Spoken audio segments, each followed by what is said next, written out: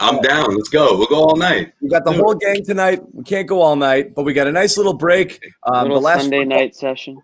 The last football game just finished, an overtime session here with the Colts and Packers. So everybody desperately looking for something else to do in the small window before you go watch more football. Hang here for a little bit. We've got Celtics free agent. I don't know. Is this a wrap-up? I mean, this might be a wrap-up. They may be done. This may be your team. This is first impression for these guys. Where have they been all weekend? I know. Don't say it like it's a bad thing, John. They've got lives. These guys have lives. Okay? Hey, I popped in Friday. I was there. He was here, but we've been here Friday, Saturday, Sunday, the draft on whatever day. What was Wednesday. Draft hours, yep. That feels like a marathon. That was a marathon session. A fun thing I learned today after we found out that Jayson Tatum, and that's the news of the day, that Jayson Tatum signed his max extension, and that's what we're going to lead with here, is Jayson Tatum's a month younger than Peyton Pritchard. Whew. Oh, that's what you're going to say, John? Wow. John was the one that was like calling this months ago, saying like, look out for Tatum. You never know. He may not stay in Boston forever. Now look at you. Oh, okay. You were scared. I've been very clear. My fear is where he goes after this contract. That's it. Oh, come on. This is huge, John. This is huge. Are you kidding me? This was automatic. Nobody thought he wasn't signing this. My fear is what he does after this. That's right. The whole ball game is Tatum's third contract. Tatum and Brown third contract. But let's talk about this. He's here. This was a fait accompli. We knew it was going to happen. On the horn here, Jimmy Toscano, Bobby Manning, Josue Pavano. Just kidding. Josue Pavone. Everybody's back, and we're talking about. So we have a few things that happened, and over the weekend, also Celtics plugged a couple holes with a couple of signings. We're going to debate the merits of those. We're gonna pour water all over everybody's Bogdan Bogdanovic insanity. I'm so glad I missed that. That consumed them for 24 to 36 hours. Just insane Celtics fans assuming that. And I'm gonna tell you how they can still do it. Oh God. Okay, we'll get there. Bobby is he's an enabler. Bobby's not giving up. He's not giving up. All right, so there's that, and then I want to talk a little bit about it. We're going to go back to Hayward a little bit too, because I've got I have a slight developing opinion on that. Let's start with Tatum, guys. We knew this was going to happen. It's a good thing. I don't have a ton to say about it, other than, I mean, what questions can you ask here? Are you worried at all that the money affects him, that he becomes Mr. Aloof superstar guy? I have no idea. I mean, he knew he was getting paid. He got paid. Everybody in his class, De'Aaron Fox, Donovan Mitchell, they all got the same deal because this is how the NBA works. If you're good like this, you get this deal, and they got it. Yeah. So here he is, 195, bling, huge deal for a friggin'. He's 22, but in our hearts and our eyes, he'll always be 19. I saw someone say 19 and 1,400 days or whatever it is. Yeah, exactly. Counting. Jimmy, initial thoughts here. Yeah, it's huge news for Deuce Tatum, who's going to have the best Christmas ever. So good for him. But yeah, like you said, John. Maybe Tatum can afford a hoop now. Yeah, true. I like that. Yeah, he's going to have a whole new court now.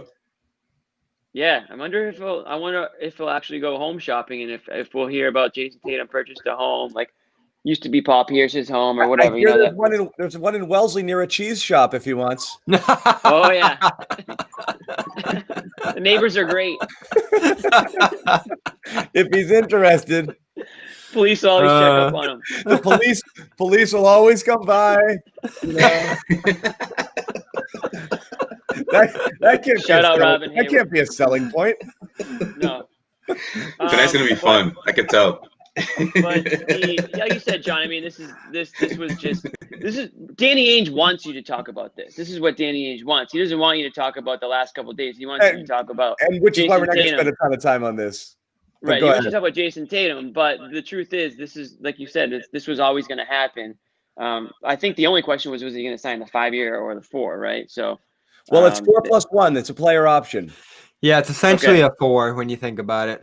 It's player option, which is going to decline, so he can get that second deal. So it's a 4. Yeah, so it's a 4, and it goes and it starts in 22. Yes, Yes. 22 Yes, he through finishes up. 24. To 25. 25 it would be, yeah. The 22, So opt-out. I mean, 24, you 25. can't Yep. you can't spin this any negative way, John. If you can try, but you really can't. I mean, this I'm is not the Celt- trying. No, I know you're not trying, but somebody might try, and like you just can't. I mean, at the end of it, or the end of that 4th year is when it's going to get really serious in terms of, okay, is this guy going to stick around for, the next extension or what? And then we can worry about that at that point. But for now, the Celtics got their 2 guys, Jaylen Brown, Jayson Tatum, locked up for the near future here. And these are the 2 guys that they're going to be building around and plugging guys in and out. And yeah, you're going to lose a guy like Gordon Hayward. You might lose a guy like Kemba Walker, but Danny Ainge is going to do everything he can to make sure that these 2 guys are happy and are wanting to stick around in Boston. So good good day for the Celtics. Good day for Jayson Tatum, obviously, and they just try to go on from there. Other thoughts, guys? Yeah, no question. It's a huge commitment. I think it's a message across the league too. I think it shows to everyone that, hey, I'm committed to Boston right now. I mean, I'm not gonna lie. Look, going into the season, you think about Kemba Walker's health. That's something that's been on my mind throughout this entire offseason. And to have Tatum lock in now is very important because who knows? Who knows if next season Kemba's not 100%, Kemba drops off. And imagine if someone like, I don't know, Kyrie Irving from Brooklyn, who's in constant contact with Jayson Tatum. They both confirmed this, by the way. Of course, we can all say that, right? So, that's just one example, though. Washington, I mean, teaming up with his old buddy Bradley Beal. Like, there's so many other options out there if Kemba Walker isn't who we saw last season. Look, I'm to play devil's advocate here, I'm just saying if that happens, that could really be bad for the Celtics down the road. But now that you have Jayson Tatum committed long-term, this opens a window for the Boston Celtics. Him next to, of course, Jaylen Brown, who I think will be an all-star next year for the Celtics. And with those 2 leading the way, I think the Celtics are in great shape moving forward, for sure. Tatum, Beal, and Mitchell will all be on a team together in 2025. I just don't know which team that is. But that's a long road. That's a long way road, man. I'm telling you, this is huge. This is huge. Tatum committing now is big for the Celtics. Why not us? Yeah. Bobby? Joseph, he had to commit. He had to commit, man. It's good. It's a good time. He could have waited. He could have waited, Jimmy. It's a good time frame here, 2025. You got 4 years to put this thing together. The thing is, when we put it in context with what we talked about yesterday, that one step back season that this year is probably going to be as it looks right now, and then trying to push something forward for next season, you cut that in half in one swing there. So it's not a huge amount of time, but it's enough for them to work something out here, try to put another contending team together. And as long as you have those 2 guys, Brown, Tatum, both signed through 2025 now, you're going to be as good as any of the other top 5 teams in the East, probably, as long as their progression continues. So you got security here, you get stability at the top of the roster, and it sends a signal whose team this is at this point. Kyrie's gone, Hayward's gone, Horford's gone. It's just those 2 guys at the top. Kemba's a willing facilitator for those 2. The hierarchy is set now on this roster, essentially. Definitely. Yeah, well, that is what it is. Let's whip through our other signings here, and I'm going to get some of the other. I want to get to Bobby's breaking Bogdan developing news on how it can get done. We do have also Tristan Thompson signs 2-year, $19 million deal. We talked about this on the thread. Not my favorite. I would have liked Thompson as a rent a buyout guy late last year. Just to ride out his existing whatever you could get him for, or if the Cavs were to have bought him out, I would have liked that, just because he would have plugged a need that from last season. I don't know that this guy is your every night starter. I think this guy is a situational role player mixed in with Tice and even Williams at times. Much that we've seen, he's an upgrade over Cantor in a different way, but much that we saw in the playoffs where each matchup calls for a different type of person and a different type of big to play minutes. That's who Thompson is to me. He's not your every night 5. That's just my opinion. I don't know if you guys differ. I think Jimmy likes him the best out of this group, I think. So Jimmy, give us your take for why. Talk us into it. I can be talked into it. This is just my vibe. You're getting a guy for 2 years, $19 million. I mean, find me how many NBA players are your, bona fide starter with that type of money?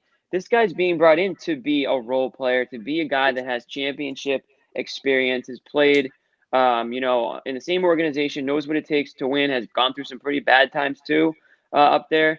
and he can come in and give the Celtics veteran leadership off the bench, something that they've lacked. He can come in and give them size, something that they've lacked. He gives them, the ability to play big. You put him at the 5, maybe you put Tice at the 4, and you put Tatum at the 3, Brown at the 2, Smart at the 1. You can do a bunch of different things that can, Brad Stevens should be very, he probably can't wait to get a guy like that on the team. So, I mean, we always talked about how the size was an issue with this team. So, sure, maybe who is the guy in Toronto that I'm blanking on right now? Ibaka. Ibaka. Maybe Ibaka was a better fit. Maybe you could have got him. Maybe he didn't want to come to Boston. So you can always say, "Oh, what about this guy? What about that I guy?" would have liked the wing. I would have liked the wing, personally. But they need us. I mean, John, you going into the year with just Tice and Rob Williams. That you'd have been okay with that. I mean, come on. This is a guy that's gonna totally take minutes from both those guys, and we know all too well that Daniel Tice can pick up 2 quick fouls within a minute and a half of the game. So if that's the case, you're not struggling from the start if that happens anymore.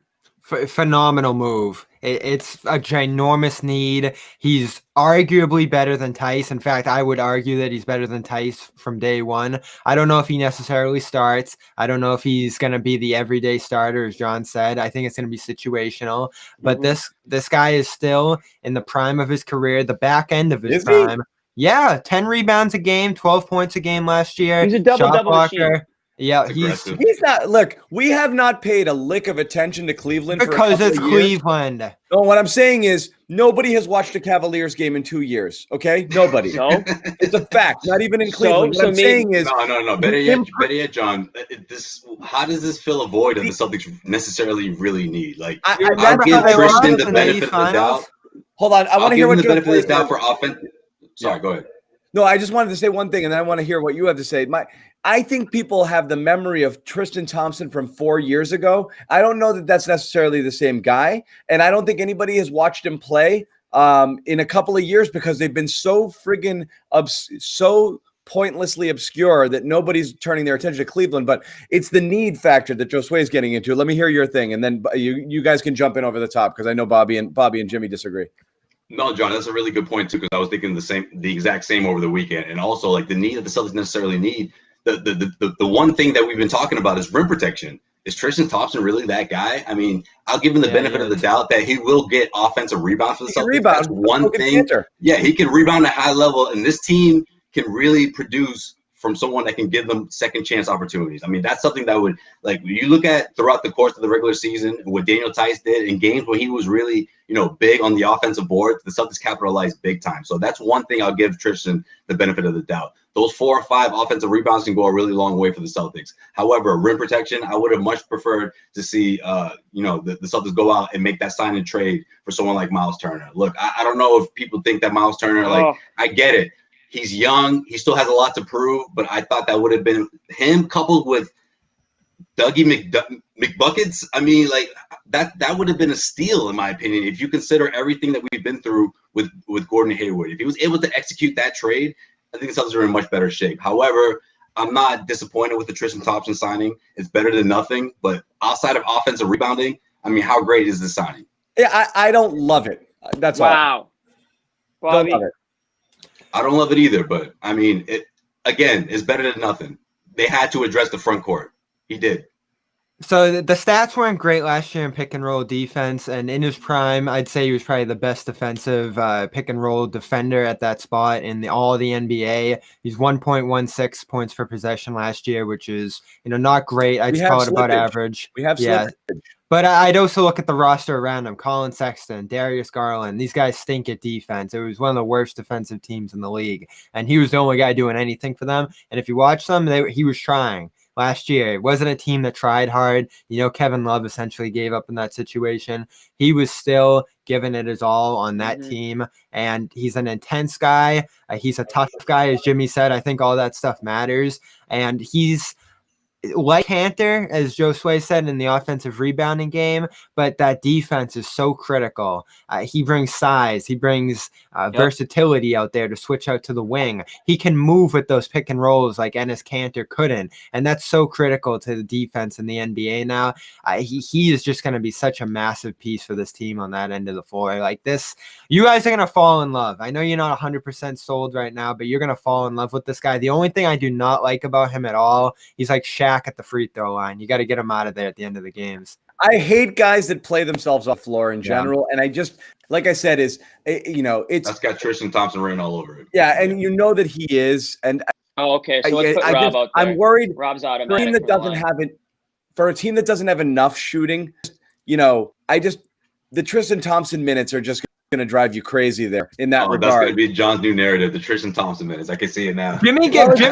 So offensively, it's just going to hurt. It's just going to kill you there. What does this mean for Rob? That's a good point by Jimmy. Where's Rob going in all of this? Because I've been saying this for a couple weeks now. If you're not going to go all in on him and his development in these next 2 years that you have him, what's he even doing on the roster? Like if he's just going to play here, there, you're not going to bring Tice back.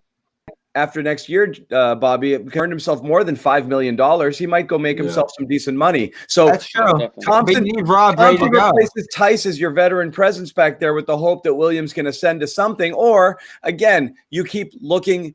Again, maybe we get it. Maybe you get a trade exception. Maybe you draft a big, and the next thing, there's more opportunities down the road. But right now, for this year, you only know you have Tice for one more and Thompson for two. So Williams can still be a piece of that. Plus, that's around the time you're going to have to decide whether or not you're going to qualify him, re-sign him, or whatever that is. So, I mean, that's about it. You look for another year of development. He was always a guy, and Josue, you can jump in here, but he was always a guy we said is going to take a couple of years before you see any development. Well, here we are. This year is critical for him.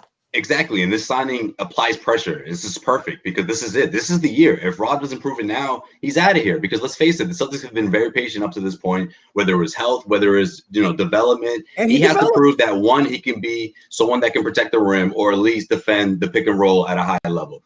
That's what the Celtics need from him. And with Tristan Thompson in there, because he's going to eat up minutes. For someone who can rebound and can defend, he's going to eat up minutes. And if Rob Williams really wants to prove himself, he has to grab those minutes from Tristan Thompson and get on the floor as much as possible. Yeah. Look at everything that Rob Williams did this year as an improvement. He showed he was really good as a passer. They knew he was, but he showed it more. Yeah, he shot like 95% from the field in the playoffs. I mean, he developed a little baseline jumper. His free throw stroke looked pretty well. He's just kind of an undisciplined defender that jumps out. And he's inconsistent. You don't get it every night. And Brad will go an entire game without putting him in. So I mean, it's not like he had the it wasn't like Brad was vouching for him out there. I mean, listen, if you're trying to win games now and the way this roster is built, you don't really have time to be developing players out there in crunch time in these big situations.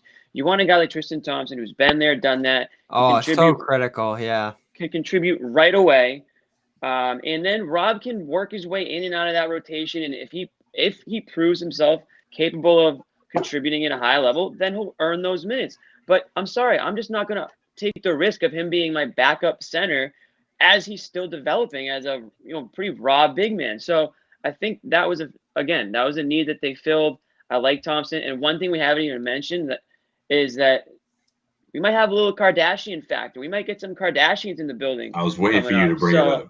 So that's a good thing too. Get a little star power back in the building. All of a sudden, Chloe's rolling. Jimmy, if we ever get back in the Garden, you better stay away from that family room, bro. You better not be trying, Jimmy, don't be trying to flirt with one of those like cousins or something from the Kardashian. You better chill with that. Hey, if I'm working on a story, I might need to get a couple quotes.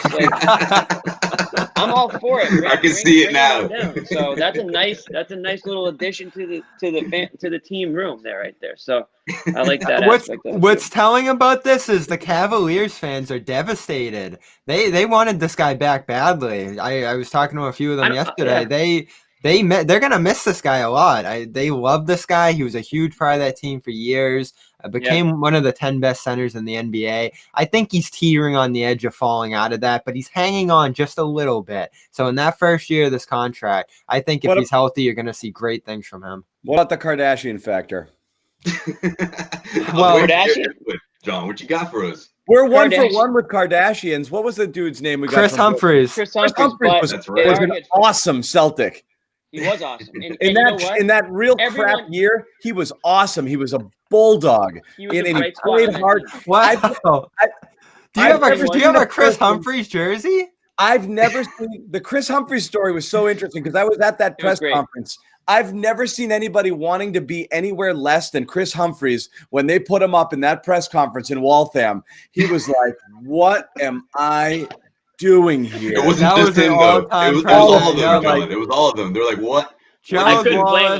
Gerald Wallace, Keith Bogans. Bogans. Humphries was literally just like looking at his watch like, oh, man. Well, you also had this. The thing about Humphries was nobody liked Chris Humphries going into that season. He had a fight with Rajon Rondo, and so Celtics fans already didn't like him to begin with.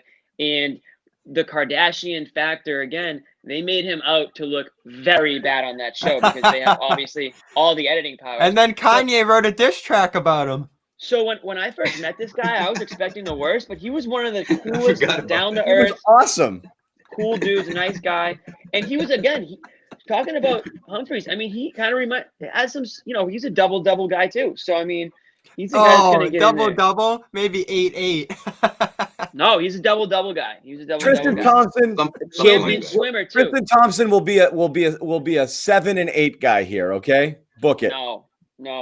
No, he's gonna get double digit if he gets the minutes. I mean, I don't know what his minutes are gonna be. There's gonna be attrition at that center position. Brad's gonna end up finding a way to play all 4 of those guys. If Tristan gets up to 16 minutes a game, he better be averaging at least 10 rebounds a game.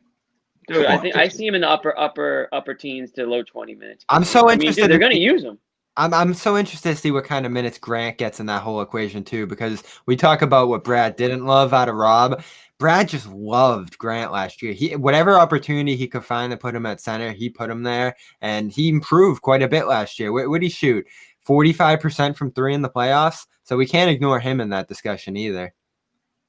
Yeah, definitely, and I think he will improve also. All right, who's our other newest Celtic? Somebody says Khloe Kardashian on a good day is a 7. No, we're gonna move on. We can move on. So not the new Khloe.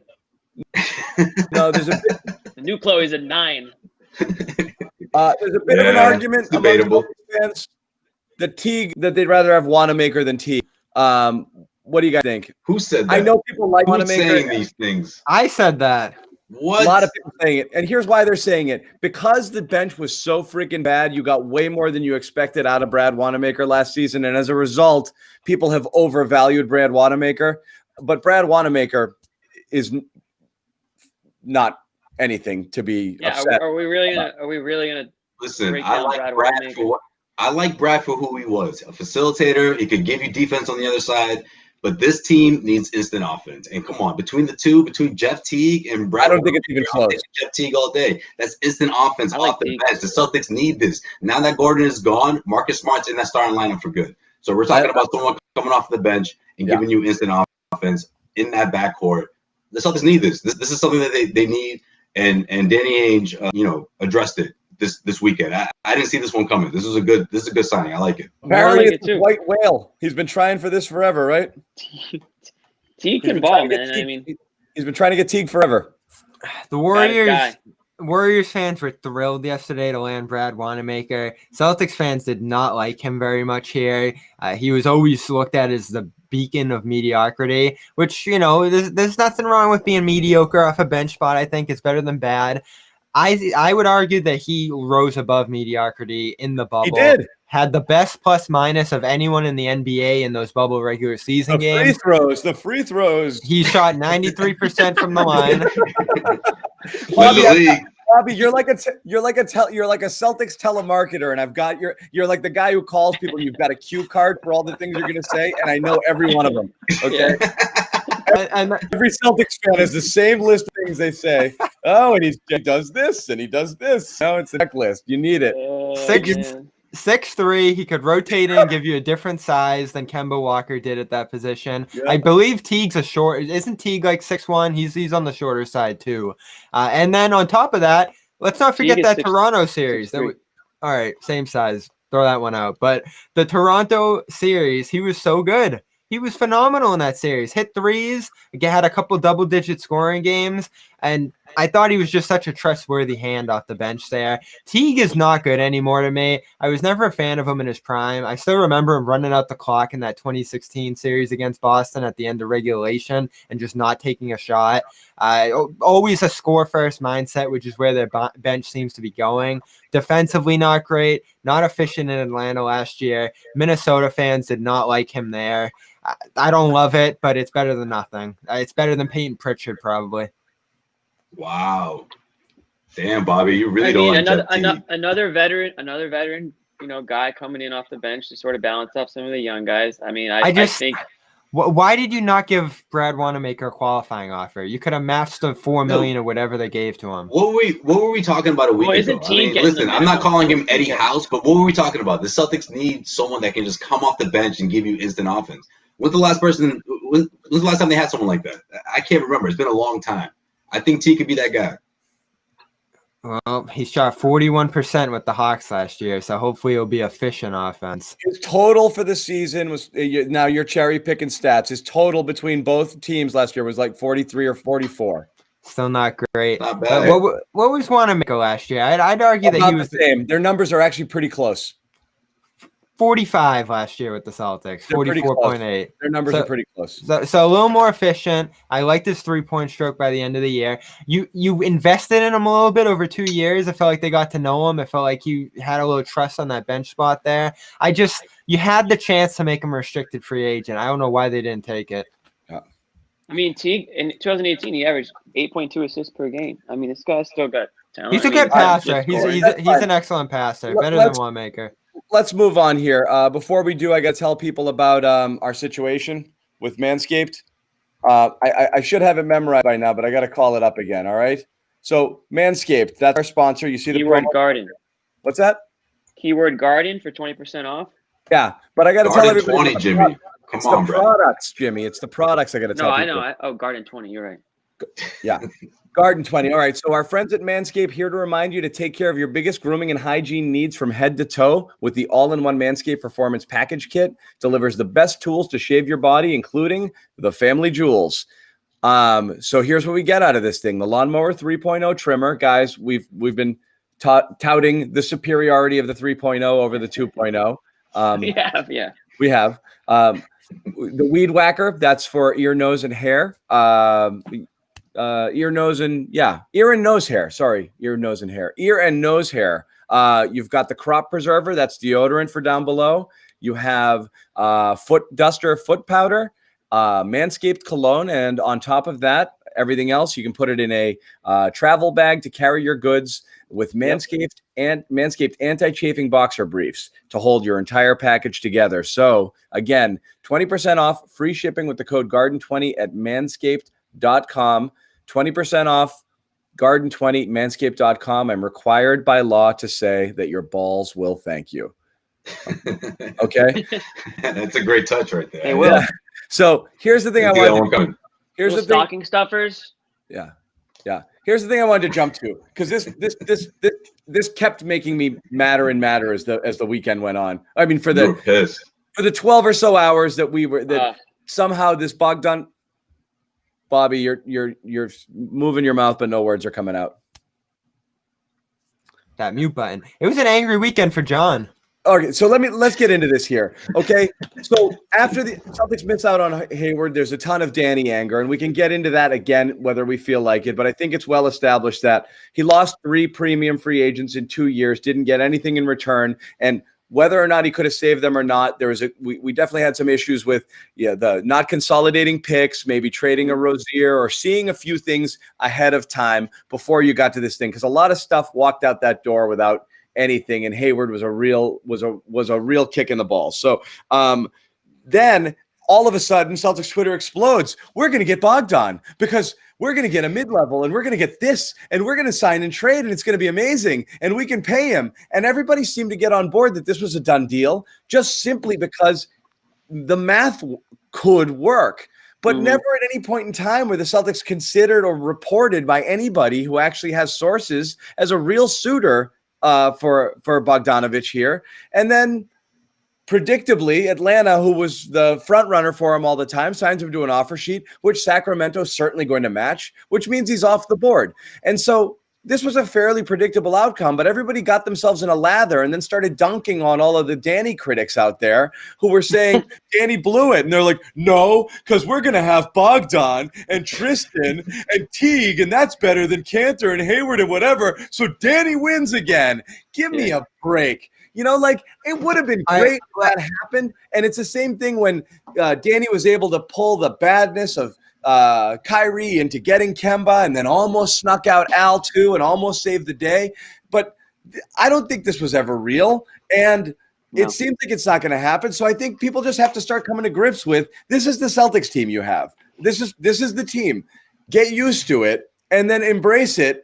And stop with these fantasy dream scenarios, but Bobby's going to tell us why one of them still exists. So the Bogdan one, it is twisted mind. Sorry, was that enough? Did I encapsulate all of it in my rant, Jimmy? Yo, you fucking target. Nailed it. The Bogdan idea is a metaphor in some sense because it's a possibility a metaphor that comes into play when this season starts, no matter who it is, Bogdan, any other different target out there that could possibly be an upgrade on the wing for the Celtics, because they're going to have as much, if this Hayward sign and trade goes through, as $37 million in a trade exception to sign anyone at any cost in a trade here. So Bogdan signing an offer sheet here. If the Kings match and he goes back to Sacramento, which seems like it's going to happen here, and Sacramento goes through the year, decides that they don't want him, decides they want to dump that contract, even if they do that before the year, Celtics make a ton of sense. And if all the Kings are getting back is a trade exception there, all that money comes right off the books for them, which, you know, if the Celtics are sending a future first-round pick, maybe multiple future first-round picks, I think it makes a ton of sense here. And as John said, if Bogdan lands on this current team, if someone else down the line lands on this current team at the wing who's an upgrade there over Semi Ojeleye or whoever else, you're looking at a better Celtics team for next year. If Sacramento signs him, he can't be traded until midseason, right? Yeah, that's why I say end of the season. Okay, so really think a couple of first-round picks will get it done, though? What's that, Josue? You think a couple of first-round picks will get it done, though? You think that would be it? It depends where Sacramento's at, because they're just not a contending team right now. They're looking to unload guys. This is all just being made up anyways. This is all just thin air. It's make-believe. Right. Again, you like, don't know. John, well, that's why I call it a metaphor. You can't criticize Ainge yet. You have to wait until the end of next season to see if he can still get Bogdan. So everyone hold off from your criticism. Well, this is the point. Especially with this kind of season. We don't even know if Danny's interested. You know, we know nothing exactly other than a few people on Twitter threw this name out here. A few people on Twitter just wished it into existence. Hey, we could get Bogdan, and everyone's like, "That's awesome. Let's do it." The money works. Let's go, Bogdan. Yeah. So what did we talk about when the Indiana it's and not the Boston being talked about in like a reporter way? No, it was a name. It was an example. Bogdan could be. People were printing jerseys. They were set. It starts with that. It starts with that idea, Bob, and then like people take off with it, and all of a sudden he's being seen at Logan Airport. You know what I mean? Like it's an idea. It's an idea of a guy who would have fit into that salary slot. I got to do the math off the top of my head here, but he comes in under $20 million a year, which is just at what the Celtics can use without hitting that luxury tax. So it's an idea. It's the best of probably any guy that you would be able to get for that. It's maybe somewhat of a dream, but it shows that the Celtics now have the flexibility that they were looking for by doing that Indiana trade. Ryan Bernardoni came out yesterday and said, there's a distinct possibility that the Celtics are happier coming out of this with just money to use rather than a Miles Turner and a Doug McDermott, as we talked about. We're once again, though, and this is the next story here. We are once again hoping, spoiler alert, that the Hornets do this sign and trade, which is not certain. They don't have any reason not to. That's the thing. Right. What I'm saying is that's always been the case. So that's why it was surprising at first when the report was they were just going to renounce Batum and his. That would have been dumb. the $9 million, which essentially made Gordon's $39 million a year, because that would have been dead money there. Yeah. They would have had to eat, and they were fine. They seemed fine to do it. So we're not.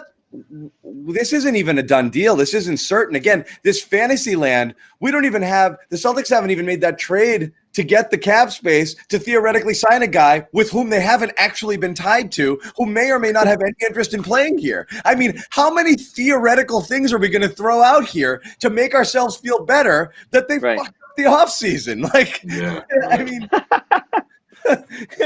I mean, these Celtics fans better get used to Aaron Nesmith, man. I'm telling you, you better hope that's your shooter off the bench, because that's it. That's the reality of it. You know. So yeah, let's go back to that Indiana trade, which is what we would have been feeling good about if they unloaded. I don't want to, Hayward man. I'm gonna get pissed off, Bobby. I'm gonna get pissed off. You really wanted that if it would have been McDermott and Turner, and that's it. 1,000%. Here's do you like the alternative, Bobby? You like nothing? It feels like there's some added flexibility here at the very least, and you get Thompson instead of Turner, which I'm 100% happy about. Turner's not necessarily a better player than Thompson at this point. Yeah, but I think it's going forward. But I think it was ridiculous, Bobby. I think it was ridiculous for Danny Ainge to even expect that they would give up someone like T.J. Warren, who averaged like 35 points in the bubble. Like, what are you, crazy? Like, I think he was reaching there. Like, I think this was his way of saying, I'm not going to lose this trade, and he walked away from it. I don't know. Yeah, I agree. It's not as devastating, but time will tell, right? I mean, we'll see what happens in the future, but this could come back to bite him for sure. So unless I missed something, those were also pretty vague or loose reports, right? Coming out of what the Celtics were interested in getting back. Do we even know that Indy had a competitive offer to give Gordon Hayward? Do we even know that? We don't know a lot of things. We also don't know. So their offer. That's because Michael Jordan swooped in and dropped his. That's what on everybody, and it was a wrap. Bobby, I think it was the bag.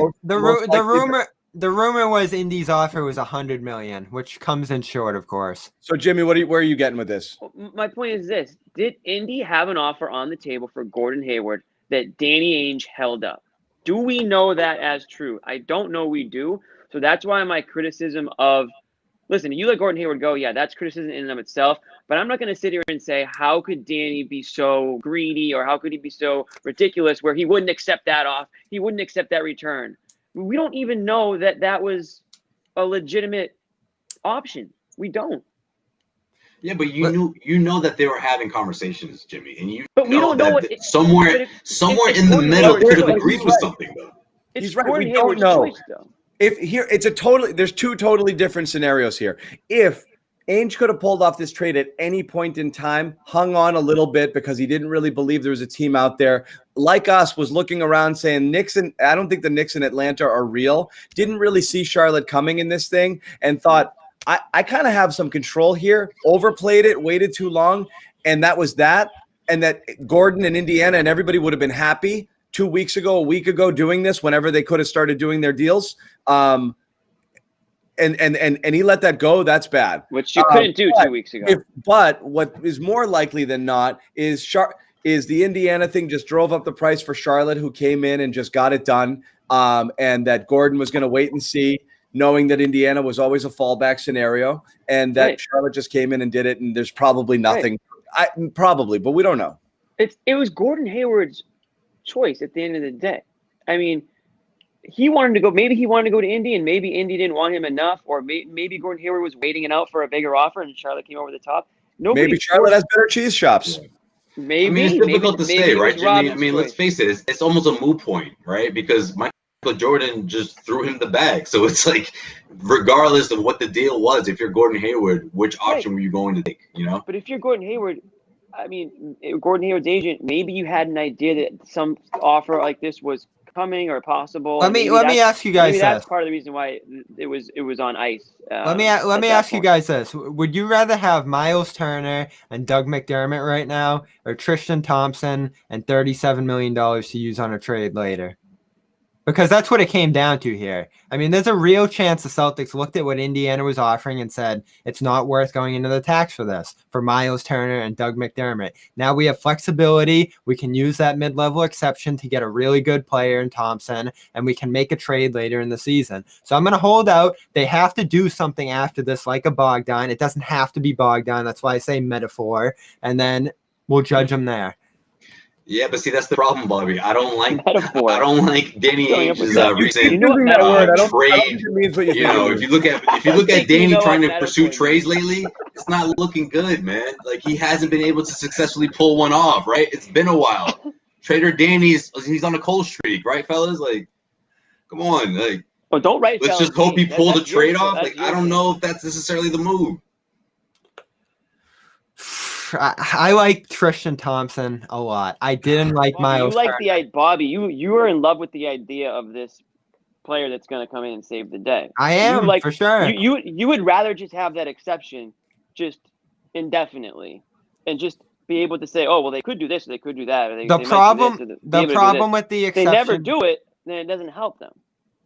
The problem with the exception is you do need stuff to give with it to entice for a player like that. The hope is, as you start playing these young guys throughout the year, as you start to have them prove themselves more, as you get into a year and see options that you like toward the trade deadline, you're in a better position to make a trade than you are right now. Well, I think this is what it comes down to. And again, let's switch gears here. I think, again, the reason I went on the little Bogdan rant, and this whole everything is just stop deluding. If Celtics fans need to stop deluding themselves that there's some magic move here out there, okay? Right. That Danny's going to maneuver his way out of this, and just accept that you still have, the core of Jalen and Jayson with Kemba and Smart, and then a couple of pieces that you can count on with Thompson, Teague coming off the bench, and now you're really what it's going to come down to. You're going to place a lot of stock in what you're going to get out of Naismith and Langford next year, because that's going to be the difference. Okay, if you have a legit scorer in Naismith and Langford develops and actually is something close to who you thought he might be when you drafted him, and is a viable wing who can play legit minutes, score some buckets, play defense. His defense was actually surprisingly very good last year, and get a full healthy year out of him. If you can rotate these guys in as wings who can play roles on this team and give you some good bench minutes there, you're going to feel a lot better about things, because you're going to feel that you have some developmental guys who may or may not end up being stars, but can eat real minutes on this team. And maybe, again, we talk about supplementing where you've lost in other places, and you make gains other places. So you're looking at a little bit of development, a little more from Tatum and Brown without Hayward being there to just have the ball in their hands a little bit more. And you're looking at these guys to step it up a tad and be a little better, maybe a little more out of Rob Williams. And if everybody raises it up a little bit, you may be close to the same level you were last year. It's not going to excuse the fact that you could have done that plus had assets. The two things are mutually exclusive. You'd be counting on all of these guys to do these things and still have some assets in the trove here to do things with, an exception, whatever. So look, you're still okay if they pull off something with Charlotte and they have that money ready to pull a trigger on something down the road if they see fit. Yeah. You'll feel better about that. But this is the team. Get used to it and start rooting hard for Naismith and Romeo to turn into something immediately. And let's remember, without that, your bench is awful. Okay, It's awful, and you have one injury. Like how many stretches did they survive without Gordon, without Jalen, without Smart, without whatever? You lose one of those guys, and you're like, all right. You thin at the win. More minutes for this guy. You lose what? You lose Jalen for a stretch of 7 games, 8 games, 12 games. Friggin', I don't want to see who's playing there. So you need these guys to be passable very fast. And let's remember, Langford's probably going to be out a month and a half to start this season. Great. So he's not in the picture either. Yeah. They're thin. They're extremely thin to start this year. They bring back Semi Ojeleye yesterday, which is interesting. That probably factors into this flexibility I'm talking about. Yo, why is that interesting, Bobby? They have no one else. They need wing guys. Well, there were guys out there. Of course you bring back Semi. And this is I didn't love the Jeff Teague move because there were other ways to upgrade yourself on the wing, like a Torrey Craig or the likes who are out there. Kent Bazemore goes to Golden State. So I find it interesting that, that goes back to what we were talking about before. But I think everything they did puts into my mind that they're going to do something else at some point, because the picture here doesn't totally make sense right now. John's right. It's thin on the wing. You're pressing a ton of inexperienced players to come in and impact now. Naismith in particular. Naismith could end up starting on this team if you want to keep Marcus Smart on the bench. I saw some people theorizing that today as well, too. I mean, it's a big leap to say that. You could show up. Training camp is in 9 days. I mean, this is like, usually we would hear this sort of fodder, after Summer League, but we don't even have that. People already can't even overreact to Summer League. I don't trust it. We don't even have Summer League. People losing. No, you gotta start Smart, which is tough too. Now all of a sudden Jeff Teague's like your main guy off the bench. They're thin. They're extremely thin. 17 points a game with that second unit. They have nobody else in there. Yeah. And he can play make too, which is good. That's why I liked him. Is you actually you need guys who just can get their shots. Okay, whether how efficient they are sometimes doesn't matter. What you can't have is Semi and Langford and these guys just getting rid of the ball fast because none of them wants to shoot it and just winging it around the perimeter for somebody to just jack a three when the clock goes down. This makes the Naismith pick look a little better too, doesn't it? We don't know for sure, but if he's a guy who can step right in and score right away, that's the kind of guy you needed on this team. That's why the key, Romeo and Naismith are the key to this being a functional team next year beyond what you got out of the starting five, which is still quality. So that's it. I mean, this is the name of the game, the wings here, and I mean, that's the biggest concern, right, guys? Like, what's a bigger concern than that? The wing position, in my opinion, secondary wing position. That's why I would have used the mid-level on that instead of a big. I would have floated it with the bigs that they had and brought in a wing and seen if you could you could have gotten to. Was there a wing out there good enough to? Yeah, Montreal. He's not coming to Boston, John. I know it would have been him and Marcus Smart together. I know. I feel you, bro. I always look at the best player available, and the best player out of all the wings, all the bigs we were looking at was Thompson. So I'm fine with that. If you did a wing like Torrey Craig or whoever, it would have been better. What's that? Thompson. I'd say yes. Harrell's good. I've always liked him. He's an awful defender. He's a horrid defender. So that's something that the Lakers are gonna have to deal with. If Thompson flops, Bobby, you're not gonna hear the end of it, man. I'm just saying. I don't think it's possible. I don't think it's possible. I'm pulling for you, bro. I'm pulling for you. He's not getting paid enough to flop. I just think he's going to be fine. It's going to be fine. You're not exactly. That's what I expect from him. You're going to have the same vibe about the bigs. Fine. Huh? You need fine. But you're going to have the fine off the bench. Vibe about the bigs at the end of this year as you did the end of last year. Maybe a little bit, I think, better with Thompson. But you're not going to be like, oh, we're all set. Like this is it. I said Thompson's a matchup-specific guy. I thought Thompson was such a pleasant surprise yesterday. I didn't think they were actually going to be in the running for him. I thought the LAs were going to step in. I thought Cleveland was going to fight hard to keep him. There's a reason yesterday that we were doom and gloom during the day. And then at night, it was like, all right, there's a little something here. He's still a great player. How old is he now? I don't think he's hit 30 yet. He's 29. Last year, he averages 12, 10, and 2. He's starting to hit threes now. He's 39% from 3. This guy is going to have you all bought in by the end of the year. And Jimmy's with me for once. Me and Jimmy are on the same team here for once. This guy's going to sell you too. Thompson train. All right. Last thing I want to talk about before we wrap it all up, okay? It was not my belief that I said this on this show that not the fan. I know, Jimmy, you were saying the fans were so mean to Hayward, and that's why he left. And I was like, give me a break. Fans don't have say that. Not you. Bobby said it. Bobby said it. Thank God. All we do on this show is misasign blame. Yeah, and not give credit. True. You got that one. You got that one, John. That's true. That's fine. But anyway, that doesn't matter. That's not why we play the game. So what's your point? That's how we play the game. So my point was at the time, I'm like, give it a rest.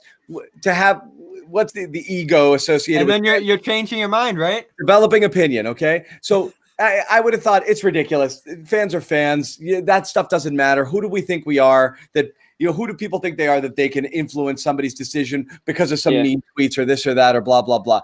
And then I read Robin Hayward's Instagram post. We read it live on the air, which I don't mean to take parting shots for family members here, but man, was that a lot to unpack. That was a whole. These are not hard things to write. Okay, so not to get into it, just let's get into it again. No, we can get into it. Yeah, we can do that. Let's do it briefly here. Okay. Now, what we're looking at, and I'm going to pull it up here. Where was it?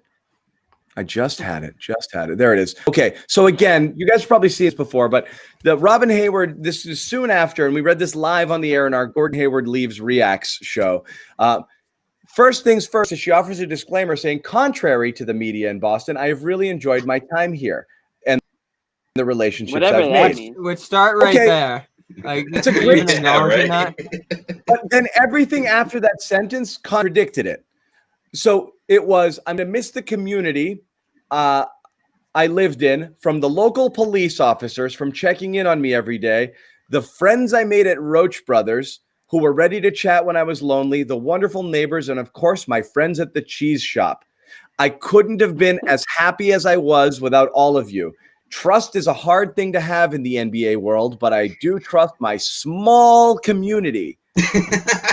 Always had my back. We are grateful for them keeping us company while Gordon was away. Excited to see him thrive in New Orleans, in Charlotte. Okay, fine. What wasn't mentioned in that text? Okay, let's list the things that she did not mention. The Boston Celtic. Go ahead. The team. Yeah. Celtics team. fans. The team. The fans.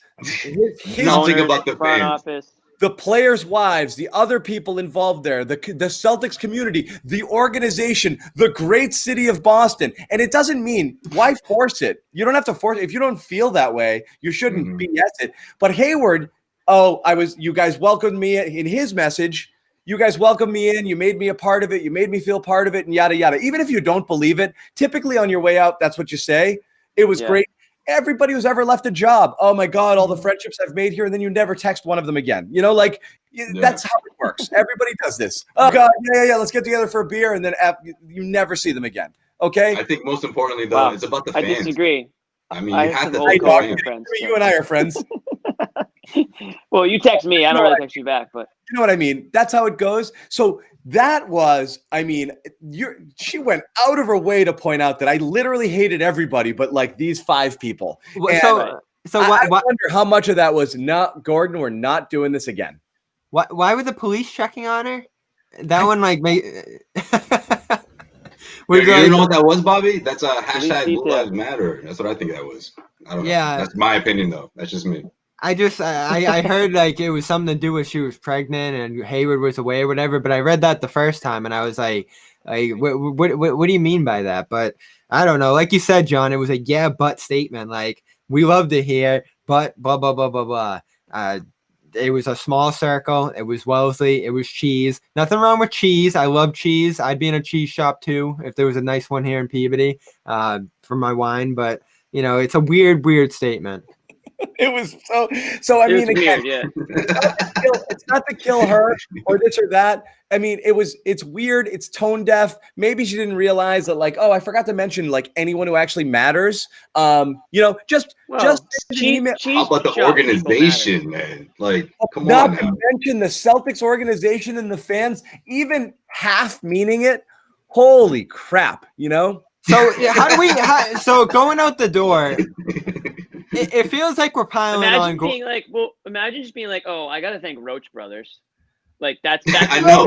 Seriously, how does Roche Brothers was this go an above ad? the organization? Like, how does Roche Brothers make it on top of the list above this organization? It wasn't the establishment. It was her friends. Holy, it's gonna be easy to pile on Hayward now as he walks out the door, and I'm in on the fun too. The whole statement. Yeah, you sound like it. Education reform. Education.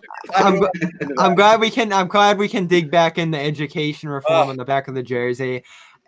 I liked Hayward. I did. I thought he was a great player here. I wanted to keep him. It's unfortunate the way many of the things went, which brought much of that backlash back to them.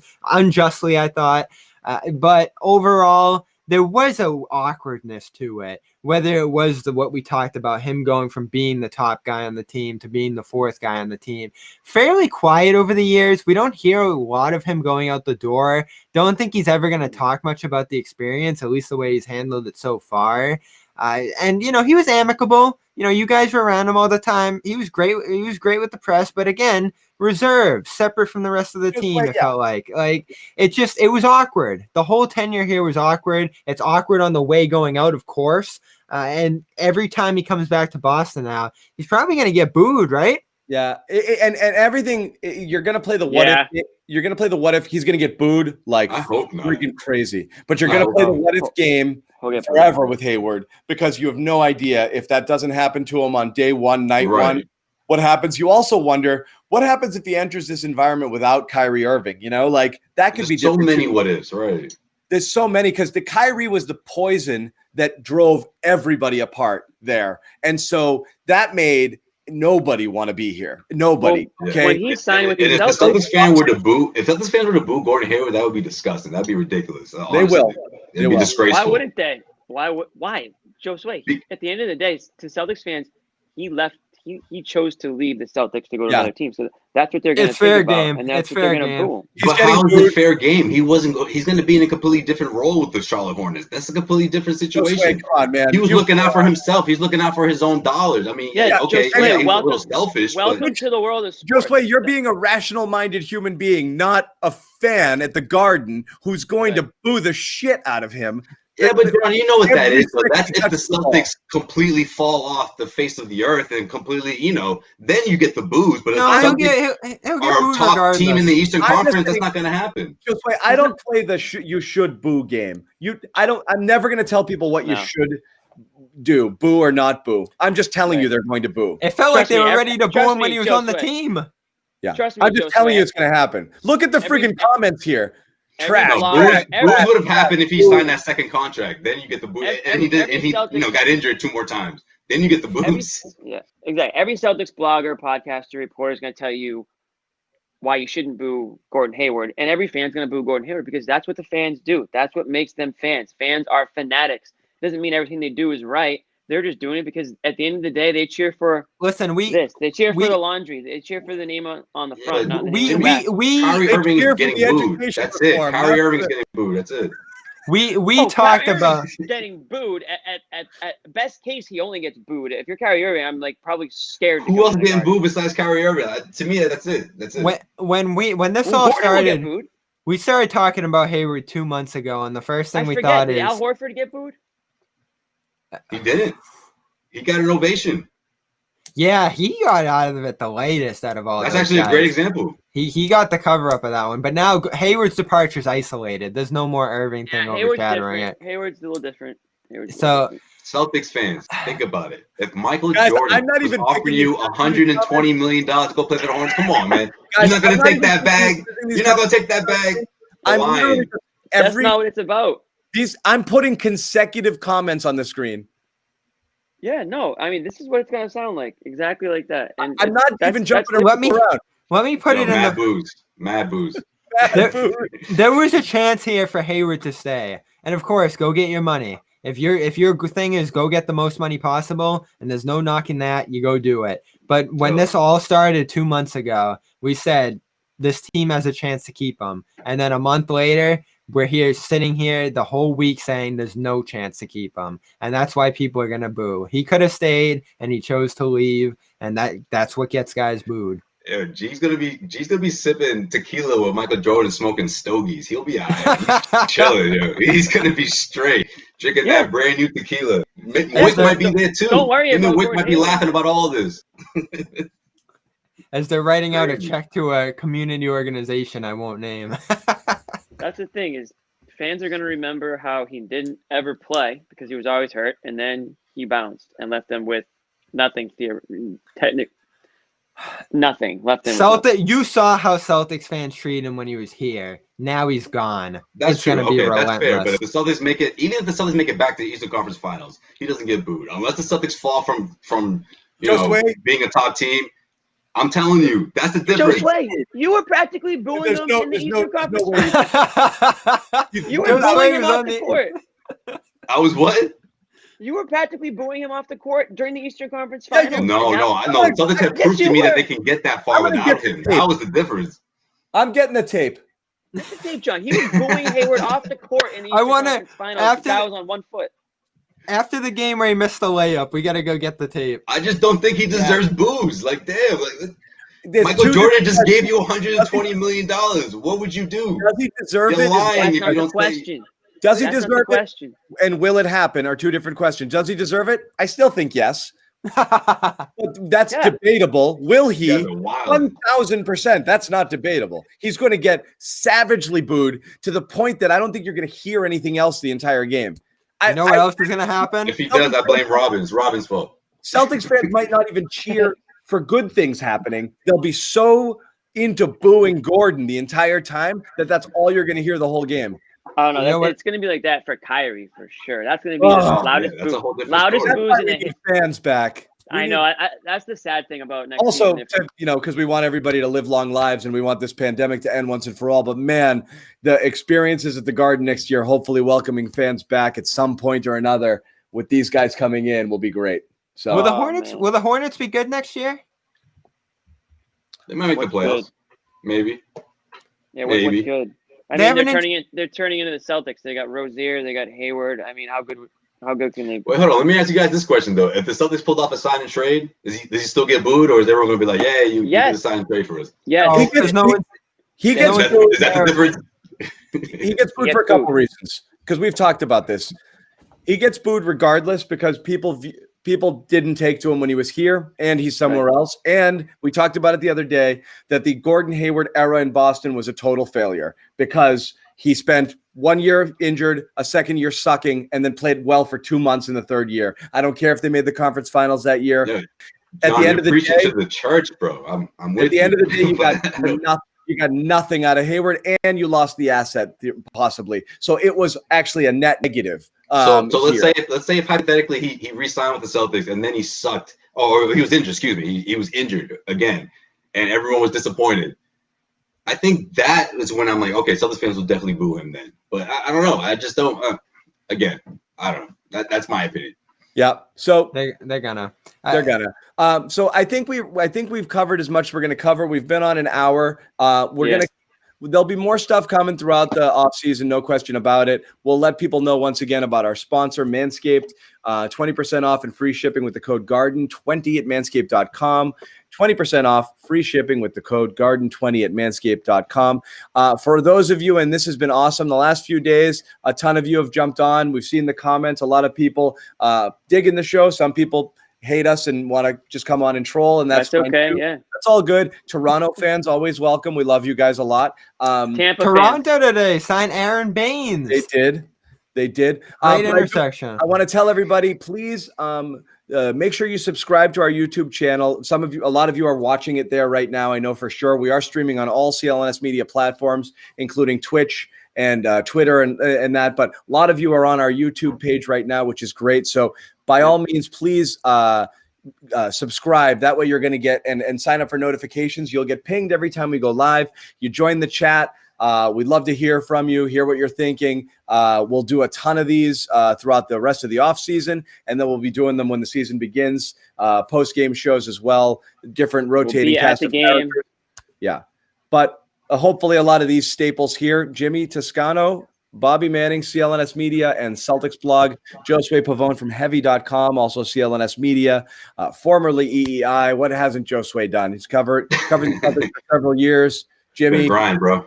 Jimmy, veteran reporter, covered the Celtics, covered the Red Sox, covered the Patriots. We'll all be there. Hopefully, we'll be down at the Garden sooner rather than later. We don't know what the media plan is yet, but that is our goal. And if so, we'll be bringing you live reports from the Garden and from our studios downtown. So there's a lot of stuff to be excited about for the season. So we're psyched. We're happy to have you with us. I'm going to sign off, guys. Thanks for joining. Final word, Jimmy, Bobby, Josue. And I mean a word. Nothing. No, nothing. Semi Ojale back. I love it. Oh God. Oh God. Yeah. One of my favorite Celtics. That's like touting like sacrifice flies and like why they matter in baseball. He's a guy I love who gets people going. He's a guy I generally like who gets people going, so I'm glad to see it. Yeah. It's like Evan Lazar and his guard play. Next time we meet, we should break down some other teams in the East that have gotten better or worse and see where the Celtics are. We are, and we're going to do big questions as well. Now I feel the roster is set, we'll do a couple of segments and a Garden Report segments, whether they're live or a big live show, and then we'll break it into some pieces and put them out on our YouTube channel. Big questions surrounding the team. If you guys want to send us your suggestions, some of the biggest questions you think facing the team this year, we could talk about that as well. So again, for these guys, we're going to sign off. Thanks